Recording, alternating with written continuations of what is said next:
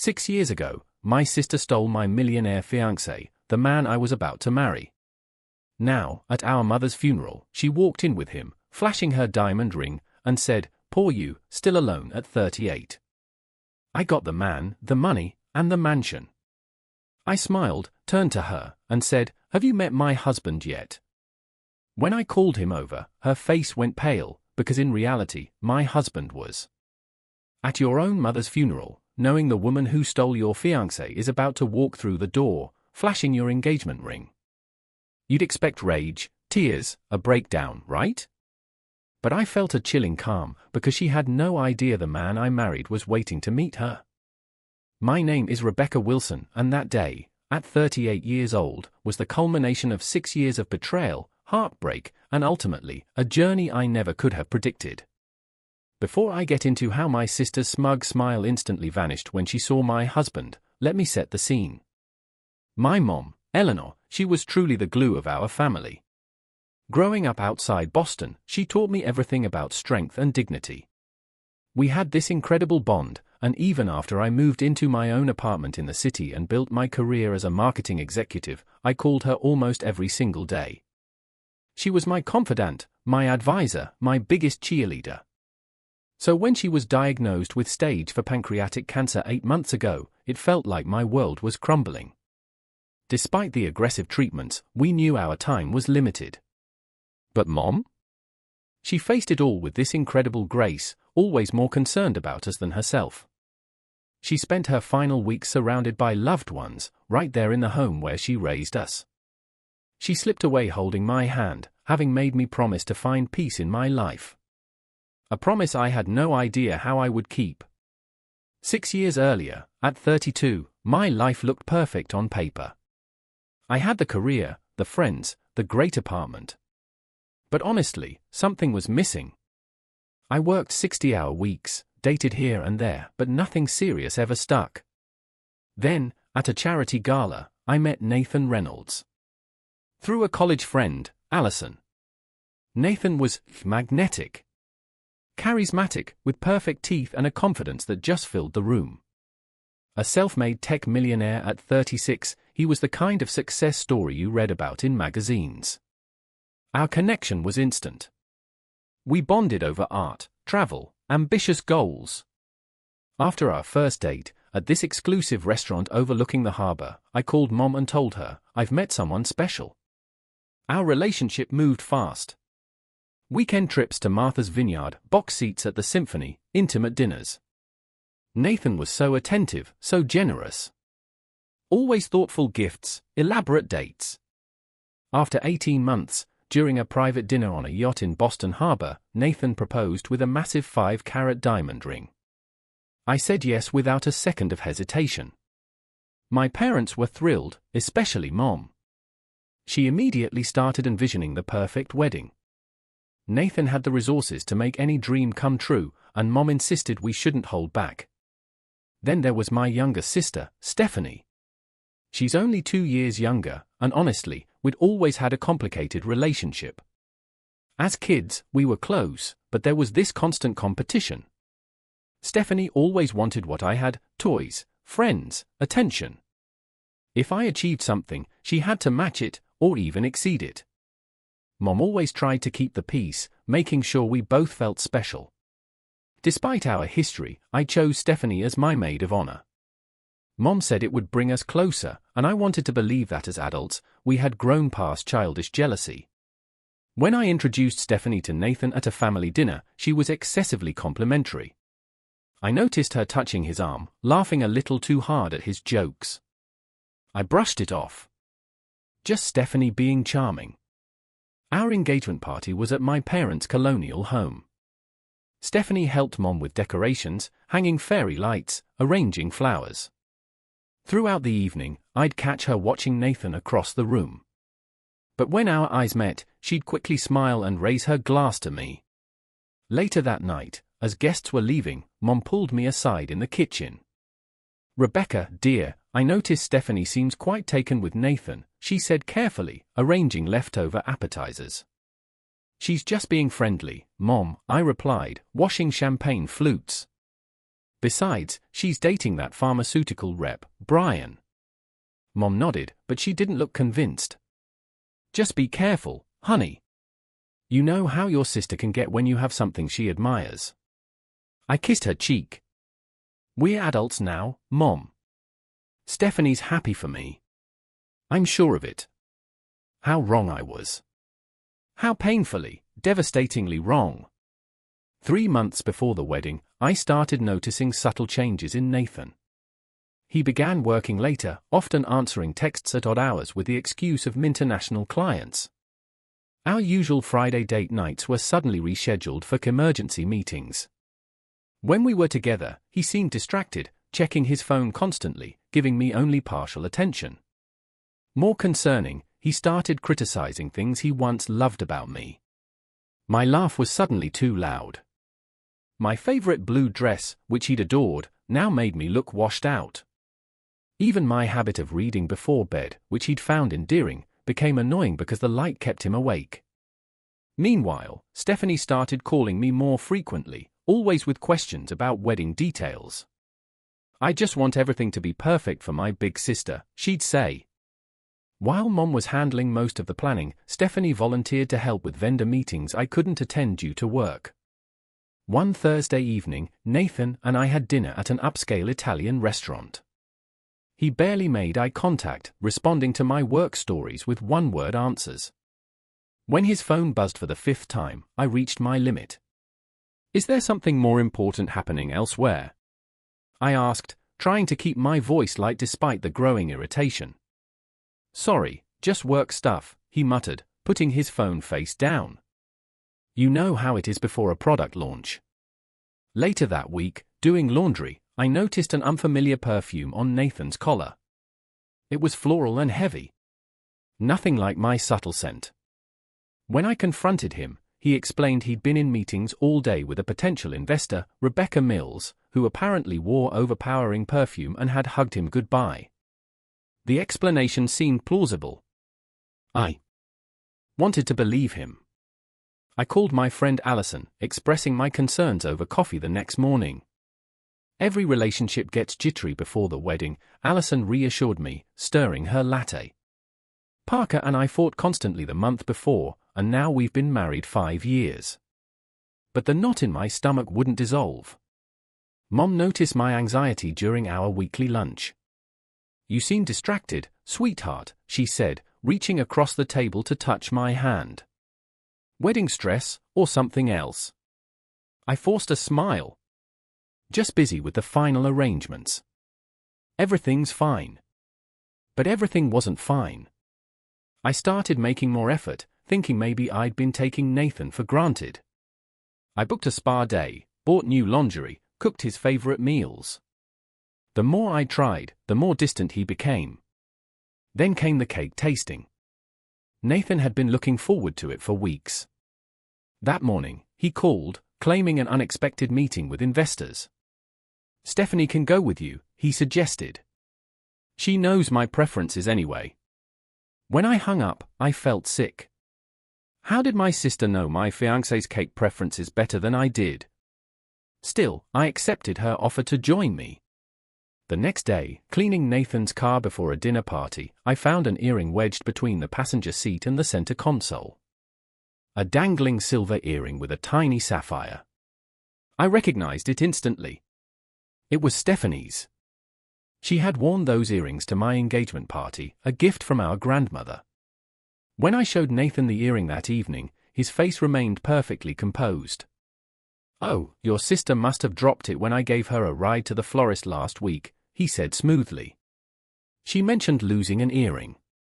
You never told me you drove Stephanie to the florist, I said, my voice barely above a whisper. Didn't I? It must have slipped my mind. It wasn't important. When I called Stephanie, her explanation matched his perfectly. Too perfectly. Oh, thank goodness. I've been looking everywhere for that earring. Nathan was kind enough to drive me since my car was in the shop. That night, I couldn't sleep. My thoughts raced. Had they rehearsed their story?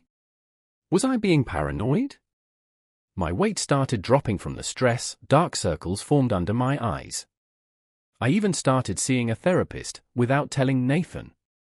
3 weeks before the wedding, Nathan suggested we postpone. I'm worried about you, Rebecca. You're not yourself lately. Maybe we're rushing things. I broke down, begging him to tell me what was wrong, what I had done, how I could fix it. He held me, assuring me everything was fine, but his eyes were vacant. That night, I woke at 3 a.m. Nathan's side of the bed was empty. From the hallway, I heard his hushed voice from the guest bedroom. Not now. She'll hear us. I know. I know. Soon, I promise. The next day, I decided to surprise Nathan at his office with lunch. My father, Thomas, called as I was leaving my apartment. Rebecca, are you eating properly? Your mother says you've lost too much weight. I'm fine, Dad. Just pre-wedding jitters. I'm actually bringing Nathan lunch right now. Good. That boy better be treating my daughter like a queen. If only he knew. The security guard at Nathan's building recognized me and waved me through with a smile. On the elevator to the 12th floor, I checked my reflection, trying to smooth the worry lines between my eyebrows. The lunch bag contained Nathan's favorite sandwich. When I reached the reception area, Nathan's secretary, Margot, looked up, her eyes widening. Rebecca? We weren't expecting you today. Her gaze darted to Nathan's closed office door, then back to me. Nathan is in a meeting right now. That's okay, I said, lifting the lunch bag. I just brought him lunch. I can wait. Margot stood quickly, blocking my path. Actually, he specifically asked not to be disturbed. Perhaps I could let him know you're here. Something in her nervous manner triggered my suspicions. Is he alone in there, Margot? Her hesitation told me everything. Before she could respond, I walked past her and pushed open Nathan's office door. The scene burned into my memory forever. Nathan, leaning against his desk, hands on my sister's waist. Stephanie, arms wrapped around his neck, their lips locked. Neither noticed me at first, giving me several excruciating seconds to absorb every detail. Stephanie's skirt pushed up. Nathan's tie loosened. The familiarity in their embrace spoke of countless similar moments. When the door clicked shut behind me, they sprang apart. 3 faces frozen in a tableau of shock. Rebecca! Nathan recovered first, straightening his tie. This isn't what it looks like. Stephanie didn't even attempt such a transparent lie. Instead, she lifted her chin defiantly. We didn't plan this. It just happened. The calm that washed over me was surprising. How long? Nathan glanced at Stephanie, then back at me. Rebecca, let's discuss this privately. How long? My voice remained steady. For months, Stephanie answered. Since the engagement party. For months. Nearly half-hour engagement. While I'd been selecting wedding invitations and choosing floral arrangements, they had been betraying me. Nathan moved behind his desk, distancing himself, as if preparing for a business negotiation. I didn't mean for this to happen, Rebecca. Sometimes feelings change. I was going to tell you. After? After what? After the wedding? After our honeymoon. I was trying to find the right time. His voice had the practiced smoothness he used for difficult client meetings. The lunch bag dropped from my hand. I trusted you. Both of you. Stephanie at least had the decency to look uncomfortable.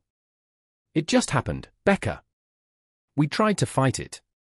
Don't call me Becca. That childhood nickname felt like another violation. And nothing just happens for 4 months. You made choices. Every secret call. Every lie. Every time you looked me in the eye, knowing what you were doing. Nathan pressed the intercom. Margot, please come in. Moments later, Margot appeared, pointedly avoiding my gaze. Please escort Rebecca out. She's upset. I'm escorting myself out, I said, my dignity somehow intact despite feeling shattered inside. You deserve each other. In the elevator, the tears finally came. By the time I reached my car, I was struggling to breathe between sobs. The drive home is a blur. I only remember calling my mother from my apartment, curled on the bathroom floor, unable to form coherent sentences. Mom and Dad arrived within the hour, using their emergency key when I couldn't bring myself to open the door. Mom held me while I told them everything. Dad paced the living room, his face reddening with each detail. I'll kill him, he muttered. Both of them. Thomas, your blood pressure. Mom warned, though her own face showed equal fury. The next days passed in a haze of pain. Mom helped me call vendors to cancel wedding arrangements, while Dad handled the financial aspects. When I returned the engagement ring to Nathan's apartment, left with the doorman, I couldn't bear to see him. I found Stephanie had already moved her things in. Most of her clothes were there, family photos arranged on shelves that once held mine. Nathan's email about dividing our shared assets was coldly efficient, even mentioning that Stephanie had helped him catalog my remaining belongings. The betrayal ran deeper than I initially realized. Through mutual friends, I learned they'd been meeting secretly whenever I worked late or traveled. Stephanie had pursued him deliberately, finding excuses to see him alone, sending texts and photos when I wasn't around. The scandal spread quickly through our social circle. Some friends sided with me, others with Nathan, citing his influence in the business community. Several admitted they'd noticed the flirtation between Nathan and Stephanie, but hadn't wanted to get involved. Their cowardice stung almost as much as the betrayal itself. Mom became my lifeline during those dark months. She brought food when I couldn't eat, listened to my tearful rants, and stayed overnight when the loneliness became unbearable. She tried repeatedly to mediate between Stephanie and me, inviting us both to family dinners that inevitably ended in intense silence or bitter arguments. During one such dinner, Stephanie snapped after I refused to pass her the salt.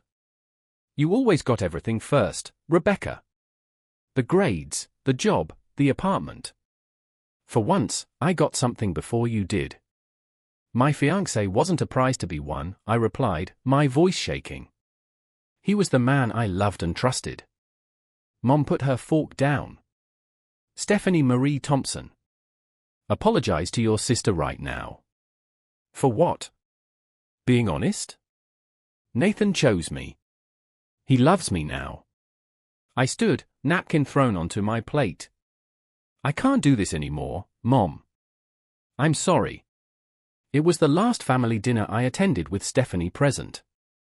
Dad's heart problems worsened from the stress of his daughter's feud, requiring medication adjustments and additional doctor visits. Mom aged years in months, the lines around her eyes deepening as she tried desperately to hold her family together. 6 months after discovering Nathan and Stephanie's betrayal, I hit rock bottom. My therapist diagnosed me with depression and recommended medication. Work suffered as I struggled to focus.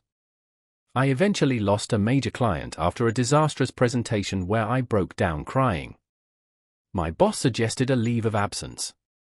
But I knew staying in Boston, where memories lurked around every corner, would only prolong my suffering. When a marketing director position opened in our Chicago branch, I applied immediately. The interview went surprisingly well, my desperation for change, perhaps, read as enthusiasm. 2 weeks later, I received the offer. Mom helped me pack my apartment, carefully wrapping photos and mementos. As we sorted through my belongings, she broached the subject that hung between us. Will you ever consider forgiving Stephanie? She asked, sealing a box. I continued folding sweaters without looking up. I don't know, Mom. Not now. Maybe not ever. Forgiveness isn't about them deserving it, she said softly. It's about freeing yourself. I am freeing myself. I'm moving to Chicago. Mom sat beside me on the bed, taking my hands in hers. Running away isn't the same as healing, sweetheart. Tears filled my eyes. I need space to even begin to heal. Can you understand that? She nodded, pulling me into a tight hug. Promise you'll call. Promise you won't shut us out completely. I promise. Saying goodbye to my parents was harder than I anticipated. Dad held me longer than usual, his voice gruff with emotion. You show them, kiddo. Build a life so good they'll choke on their regret. My first weeks in Chicago were lonely and doubt-filled. My studio apartment felt sterile and unfamiliar. I worked long hours to avoid going home to empty rooms, eating takeout at my desk, and falling into bed exhausted each night. Then came the news that twisted the knife deeper. Mom called one Sunday morning, her voice cautious. Rebecca, I feel you should hear this from me rather than social media. Stephanie and Nathan got married yesterday. The small civil ceremony had been featured in Boston Magazine society pages, Nathan's business connections ensuring coverage despite the modest scale. The photo showed them beaming outside the courthouse, Stephanie wearing a simple white dress, my former engagement ring prominently displayed on her finger. That night was my lowest point. I drank an entire bottle of wine alone, scrolled through old photos of Nathan and me, and cried until my eyes swelled shut. I called in sick to work the next day, unable to face the world. But something shifted during those dark hours alone. As morning light filtered through my blinds, I made a decision. This would be the last day I gave them power over my happiness. I deleted all photos of Nathan from my phone, blocked both him and Stephanie on social media, and took a long shower, imagining my pain washing away down the drain. At work, I threw myself into projects with renewed focus. My boss noticed the change, assigning me to more significant clients. I developed a reputation for creativity and dedication, earning respect in my new office. My first real Chicago friend was Madison, our HR director, who invited me to join her book club. Through her, I met other women, slowly building a social circle. Madison frequently tried to set me up on dates, but I declined each offer. The thought of romantic vulnerability was still terrifying. For months into my Chicago life, I was sent to a technology conference in San Francisco to represent our company. On the second evening, I attended a business dinner with potential clients, seated next to Zachary Foster, a tech investor and entrepreneur who had recently relocated from Seattle. Zachary was different from Nathan in every way. Where Nathan had been flashy and charming, Zachary was understated and genuine. His quiet confidence and thoughtful questions drew people in without demanding attention. When he spoke about his work, his passion was evident, but never boastful. He asked for my card after dinner, and I gave it without expectation.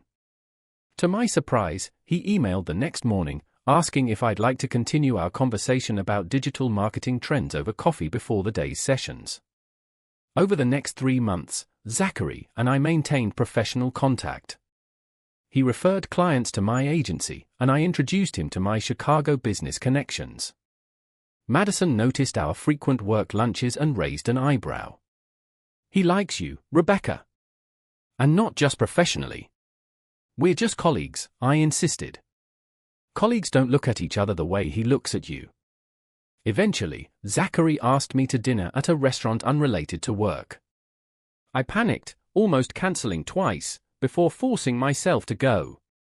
20 minutes into the date, discussing our favorite books, I had a full-blown panic attack. My hands shook, breathing became difficult, tears welled in my eyes. Instead of being embarrassed or annoyed, Zachary moved to sit beside me, speaking calmly until my breathing normalized. He drove me home without pressure or questions. The next day, flowers arrived at my office with a note, no pressure, no expectations. Just hoping you're feeling better. Zachary. That evening, I called him and shared everything about Nathan and Stephanie. He listened without interruption, then shared his own story of heartbreak from his past marriage that ended when his wife left him for his business partner, taking half their joint company in the divorce. Broken trust leaves scars, he said. Anyone worth your time will understand that healing isn't linear. Over the following months, we built a foundation of friendship first. Zachary never pushed for more than I could give, respecting my boundaries while remaining steadfastly present. For our 5th date, he cooked dinner at his apartment instead of taking me to a crowded restaurant that might trigger my anxiety. When panic occasionally resurfaced, he knew exactly how to help me through it. For the first time since Nathan, I began to believe that maybe, just maybe, trust was possible again. 1 year after moving to Chicago, I barely recognized my life. My promotion to senior marketing director came with a corner office overlooking the river. My circle of friends had expanded beyond Madison to include several close confidants. And most surprisingly, I had fallen deeply in love with Zachary. Unlike Nathan's flashy courtship, Zachary's love manifested in consistent, thoughtful ways. He remembered small details, like how I preferred oat milk in my coffee or which true crime podcasts I followed. He respected my independence while offering unwavering support. Most importantly, he never compared me to anyone else or tried to change me. I met Zachary's sister, Caroline, during her visit from Portland. We connected immediately, exchanging numbers and developing our own friendship independent of Zachary. She told me stories of their childhood in Seattle, painting a picture of the boy who became the man I was growing to love. My relationship with my parents continued from a distance. I called Mom weekly, carefully steering conversations away from Stephanie. Dad occasionally joined these calls, his gruff voice softening when telling me how proud he was of my fresh start. I visited twice that year, timing my trips when I knew Stephanie and Nathan would be away. Mom provided occasional updates about them. Their marriage appeared perfect on social media, Stephanie posting photos of luxury vacations and charity galas. According to Mom, they had purchased a large house in Beacon Hill and were renovating extensively. Stephanie asks about you sometimes, Mom mentioned during one call. What do you tell her? I asked, stirring pasta sauce on my stove. That you're doing well, that you're building a new life. Does she ever express regret? Mom sighed in her particular way. She gets quiet when your name comes up. My therapy continued in Chicago, my new therapist helping me process the betrayal and build healthier relationship patterns. I learned to recognize my triggers and communicate boundaries effectively. Slowly, the nightmares about Nathan and Stephanie faded. In June, Zachary surprised me with a weekend trip to Michigan's wine country. We stayed at a charming bed and breakfast surrounded by vineyards, spent afternoons wine tasting, and evenings watching the sunset over Lake Michigan. For the first time in years, I felt completely present and happy, without the shadow of past betrayal hanging over me. On our last evening, walking through a garden filled with early summer blooms at the Chicago Botanic Garden, Zachary stopped beneath a trellis covered in climbing roses. Rebecca, he said, taking both my hands in his. This past year, knowing you has been the greatest gift of my life. When he knelt, producing a ring box from his pocket, panic flashed briefly. Images of Nathan's proposal threatened to overshadow this moment. But looking into Zachary's eyes, I saw only sincerity and love. I'm not asking for an answer today, he said, seeming to read my hesitation. I just want you to know that whenever you're ready, whether that's tomorrow or next year, I'll be here. Tears filled my eyes, but not from fear or pain. Yes, I whispered. I'm ready now. The ring was nothing like the ostentatious diamond Nathan had given me. A simple emerald with small diamonds on either side. Elegant and understated. Like our relationship. That night, I called my parents with the news. Mom cried happy tears. He sounds wonderful, darling. When can we meet him? Soon, I promised. Very soon. We planned a small wedding, only 30 guests at a historic Chicago venue. At Mom's urging, I sent Stephanie an invitation, more as a gesture toward healing than an expectation of attendance. Her response came via email, brief and cold, congratulations on your engagement. Unfortunately, Nathan and I have prior commitments on that date. Best wishes for your future. Mom was disappointed but unsurprised. Give her time, Rebecca. This is progress compared to where you both were. Our wedding day arrived, intimate and joyful, with my parents, new friends, and Zachary's family in attendance. Dad walked me down the aisle, whispering, I haven't seen you this happy in years, kiddo. Zachary's vows acknowledged our journey. Rebecca, I promise to remember that love is both strong and fragile, requiring care and commitment every day. I promise to be worthy of the trust you've given me, knowing how precious and hard-won that gift is. We built our life together in Chicago, buying a brownstone that we renovated. My career continued advancing, eventually leading to a vice president position. Zachary's investment firm grew, focusing on supporting women-led tech startups. During a dinner with business associates, I learned something that connected past to present. A venture capitalist mentioned working with Nathan years earlier. Reynolds? Yeah, he and Foster had quite the rivalry in the angel investing space about 7 years back. Foster backed the right startup. Reynolds backed the competitor. Foster's pick got acquired for millions. Reynolds went bankrupt. Later that night, I asked Zachary about this connection.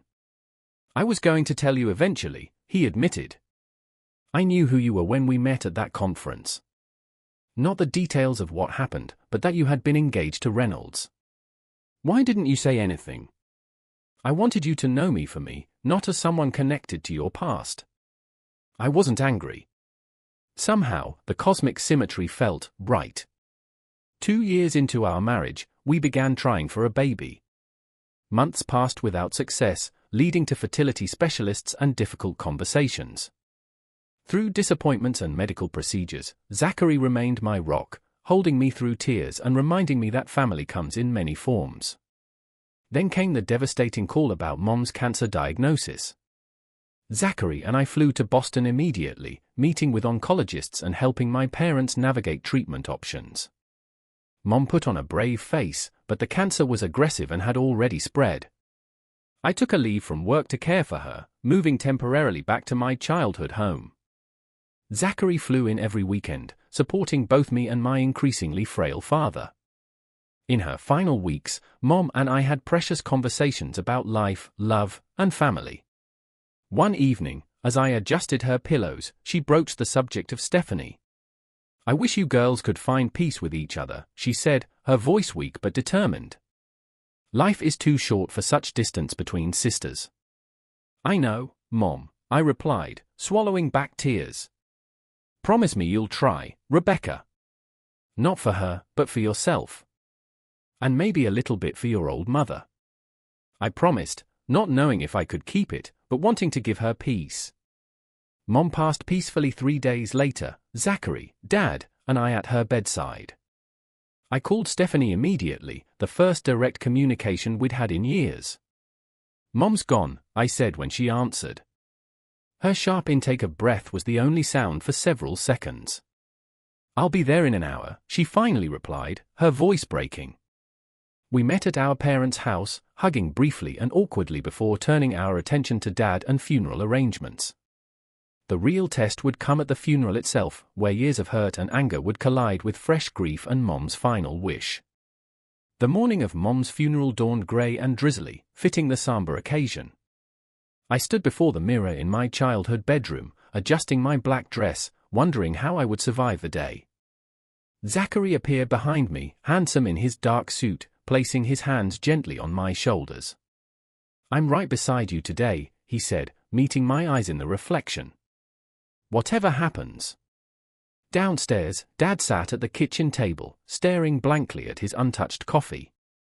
The past week had hollowed him out, his tall frame suddenly stooped with grief.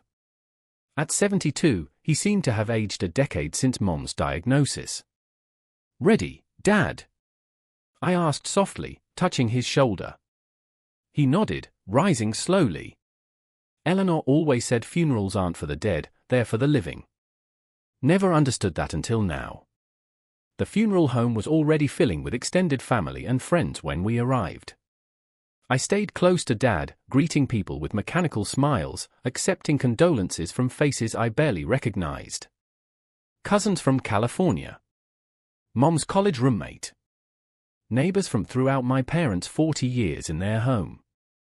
You look just like Eleanor at your age, my great-aunt Patricia said, patting my cheek. She would be proud of the woman you've become. How have you been, dear? Asked Mom's friend Judith. Eleanor mentioned you moved away. Chicago, was it?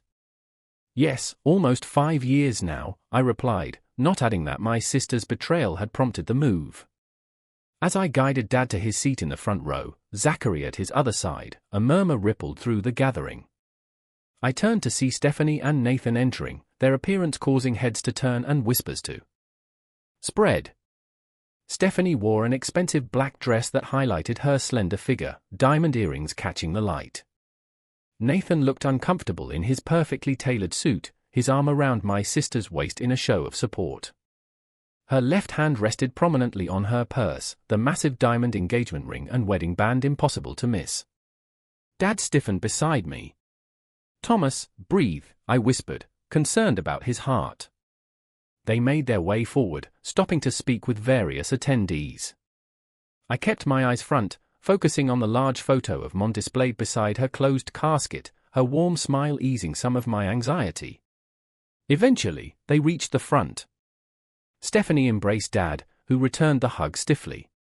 Nathan shook his hand, receiving only a curt nod in response. "Rebecca," Stephanie said, turning to me with an expression I couldn't quite read. "It's been a long time." "Yes," I replied simply, not trusting myself with more words. Nathan nodded awkwardly. "Sorry for your loss." Zachary had stepped away to speak with the funeral director, leaving me momentarily alone with them. Stephanie seized the opportunity. "I need to speak with you privately," she said, gesturing toward a side room. Against my better judgment, I followed her, wanting to avoid a scene at Mom's funeral. The small room contained only a few chairs and a box of tissues, clearly designated for mourners needing private moments. Stephanie closed the door behind us. Up close, I noticed fine lines around her eyes that her expensive makeup couldn't quite conceal. "You look thin," she remarked, her gaze assessing me critically. "Grief does that," I replied flatly. She fiddled with her ring, twisting it around her finger. "Nathan and I bought a summer house on Cape Cod last month. 8 bedrooms, private beach access." I remained silent, wondering why she felt compelled to share this. "We're considering starting a family soon," she continued. "Nathan's company just acquired 2 startups, and we're renovating the 3rd floor for a nursery." "Congratulations," I said, my voice devoid of emotion. "Is there something specific you wanted to discuss about the funeral arrangements?" Her smile turned sharp. "I just thought you might want to know how well we're doing. Poor you, still alone at 38. I got the man, the money, and the mansion." The familiar pain flared briefly, then subsided. 6 years ago, her words would have devastated me. Today, they seemed pathetic and desperate. I smiled genuinely. "Have you met my husband yet?" Her expression faltered. "Husband?" "Zachary!" I called, opening the door to find him waiting nearby. "Come meet my sister." As Zachary entered the room, Nathan appeared behind him, clearly having been watching our interaction. When the men made eye contact, Nathan's face drained of color. "Foster," he said, his confident demeanor cracking. "Reynolds." Zachary's tone remained professional but cool. "It's been what, 7 years? Not since Macintosh acquired Innotech instead of your client CompuServe, right?" Nathan swallowed visibly. "You two are married." 2 wonderful years now," I confirmed, slipping my hand into Zachary's. "Zachary Foster?" Stephanie repeated slowly. "As in Foster Investments?" "The same," Zachary replied. "Rebecca and I met at a tech conference in San Francisco." Nathan attempted to recover his composure. "Foster, we should catch up sometime. I've been meaning to reach out about potential collaborations." "My schedule's quite full," Zachary replied pleasantly but firmly. "But you can contact my office if you'd like." The funeral director appeared, informing us the service was about to begin. As we returned to the main room, whispers followed us. The connection between Zachary and Nathan was clearly known in business circles. We had just taken our seats when Dad clutched his chest, his face contorting in pain. "Dad!" I cried as Zachary immediately called for help. We moved Dad to a private room, the funeral temporarily delayed. A doctor among the attendees examined him, determining it was likely stress, not another heart attack. Stephanie followed us, genuine concern on her face. Is he okay? Should we call an ambulance? Her voice shook slightly. The doctor says he's stable, I replied, surprised by her sincerity. Just overwhelmed. For 20 minutes, we sat together in awkward silence, united only by concern for our father. When he insisted on proceeding with the service, we returned to the main room, the brief crisis creating an unexpected truce. The funeral itself was beautiful and heartbreaking. I delivered a eulogy highlighting Mom's kindness, strength, and unwavering love for her family. When Stephanie rose to speak after me, she faltered after only a few sentences, tears overwhelming her. Without thinking, I moved to her side, placing a supportive hand on her back. It's okay, I whispered. Take your time. She gathered herself, completing her tribute to our mother with stories from our childhood that brought both tears and gentle laughter from the attendees. At the cemetery, rain fell softly as we laid Mom to rest. I noticed Nathan standing apart from the main group, checking his watch repeatedly. Stephanie remained by Dad's side, her earlier bravado replaced by genuine grief. The reception at my parents' house was crowded with well-wishers, bringing casseroles and sharing memories. Nathan drank heavily, his discomfort evident as several business associates engaged Zachary in animated conversation. I overheard fragments about Nathan's company struggling with recent acquisitions and wondered if Stephanie's boasting had been covering financial troubles. Throughout the day, I maintained the dignity Mom would have expected, focusing on supporting Dad and honoring her memory, rather than dwelling on old wounds. As guests began departing, I caught Stephanie watching me from across the room, her expression unreadable, but somehow softer than before. The day after the funeral, Zachary needed to return to Chicago for an important board meeting. Are you sure you'll be okay if I go? He asked, packing his overnight bag. I can reschedule. Dad needs help sorting through Mom's things, I explained. I should stay a few more days. I'll be fine.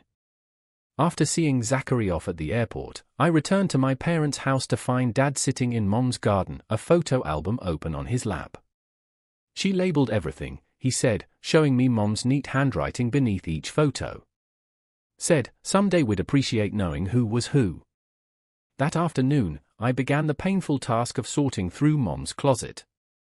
Each dress held memories, the blue one from my college graduation, the floral print she wore to Sunday brunches, the elegant grey she'd chosen for my engagement party. I found myself talking to her as I worked, telling her about my life in Chicago, my work, my happiness with Zachary. In her bedside drawer, I discovered a journal bound in soft leather. Inside, Mom had written periodic entries over the past decade. Many mentioned her daughters, her hopes for our reconciliation, her sadness at the rift between us. The final entry, dated just 2 weeks before her death, read, "My greatest regret is leaving with my girls still estranged. Eleanor always fixed things, but I couldn't fix this. I pray they find their way back to each other somehow." The doorbell rang as I wiped away tears. Through the front window, I saw Stephanie standing alone on the porch. No sign of Nathan's car in the driveway. Dad had gone to his brother's house for dinner, leaving me to face my sister alone. I opened the door, uncertain what to expect. "Hi," she said simply. "Can I come in?" In the kitchen, I made coffee while Stephanie sat silently at the table. She looked different without Nathan beside her, smaller somehow, less artificially composed. "Where's Nathan?" I finally asked, placing a mug before her. "At home. He doesn't know I'm here." She wrapped her hands around the mug, but didn't drink. I told him I needed space after the funeral. The silence stretched between us. Years of unspoken words creating an almost physical barrier. "I'm sorry about yesterday," she finally said. What I said in that room at the funeral home, it was cruel and completely inappropriate. I nodded, acknowledging her apology without immediately accepting it. "I saw Mom's journal," she continued. "Dad showed it to me last night." "I found it, too," I replied. But reconciliation requires more than just proximity, Stephanie. It needs honesty. She looked up, tears filling her eyes. You want honesty? Here's honesty. I'm miserable, Rebecca. Have been almost since the beginning. The dam broke then, words pouring out between sobs. Nathan had changed shortly after their wedding, becoming controlling and critical. His business had been struggling for years. Each new acquisition was an attempt to save a sinking ship. The houses, the cars, the vacations, all leveraged on mounting debt. Their marriage was a carefully constructed facade, maintained for business connections and social standing. He monitors my spending, checks my phone, questions my every movement, she admitted. The Nathan you knew doesn't exist anymore. Maybe he never did. Why stay? I asked. Shame, she answered immediately. How could I admit what I'd done to you? Destroyed our family for something that turned out to be a mirage. And then there's the prenup. I leave with nothing. I pushed Mom's journal across the table. Read the rest of her entries. As Stephanie read, fresh tears flowed. She looked up eventually, face raw with emotion. She knew. She saw through everything. Mom always did, I agreed. I've hated myself for years, Stephanie whispered. Every time Mom mentioned you, every accomplishment of yours she proudly shared, I felt the weight of what I'd done. I'm planning to leave him, Rebecca. I've been secretly consulting a lawyer. My feelings were complicated. Vindication mixed with unexpected compassion. The sister who had caused me such pain was suffering consequences I wouldn't have wished on anyone. I don't expect forgiveness, she continued. I don't deserve it. But I needed you to know the truth before I blow up my life again. We spent the next hours looking through Mom's belongings together, sharing memories both painful and precious. Stephanie recalled Mom teaching us to bake cookies, how she never mixed the separate batches because I liked chocolate chip and Stephanie preferred sugar cookies. Remember how she used to leave notes in our lunchboxes? Stephanie asked, smiling through tears. Different messages every day. She never repeated one, I nodded. We weren't instantly healed. The wounds were too deep for immediate closure. But as evening fell, something had shifted between us. Mom's love creating a fragile bridge across years of hurt. What will you do? I asked, as Stephanie prepared to leave. File for divorce when my lawyer says the timing is right. Rent a small apartment. Start over. She paused at the door. What about you? Will you go back to Chicago? Yes, my life is there now, with Zachary. You seem happy, she said. A statement rather than a question. I am truly happy. I'm glad one of us should be. We hugged briefly, awkwardly, before she left.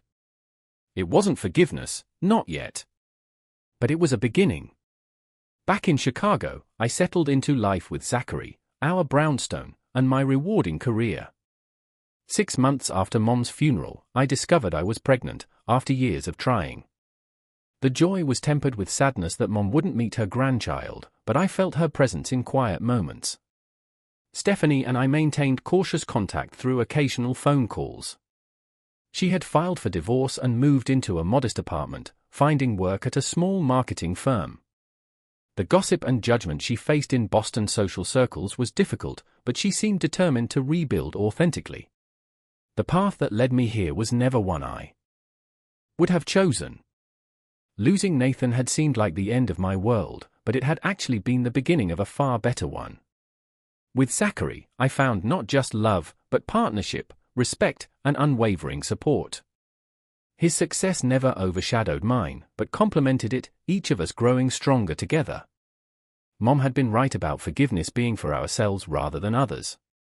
The weight of anger and resentment had lifted gradually, allowing me to see my past with clarity and my future with hope.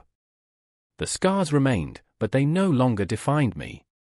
As I sat in our nursery, Zachary painting the walls a soft green, I thought about the lessons I would someday share with our child. How loss can lead to finding. How endings create space for beginnings. How the hardest moments often direct us toward our truest path.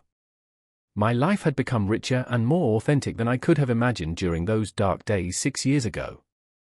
Not despite the betrayal, but because of how it forced me to rebuild with greater wisdom and intention. Have you ever faced a moment that felt like the absolute end, only to realize it was just the beginning of something much, much better? Tell me your stories in the comments below. I really want to hear them. And if this journey resonated with you, please subscribe and share with someone who might need to hear that pain doesn't always get the final word in their story. Thank you for listening, and remember that sometimes, the most difficult chapters lead to the most beautiful endings.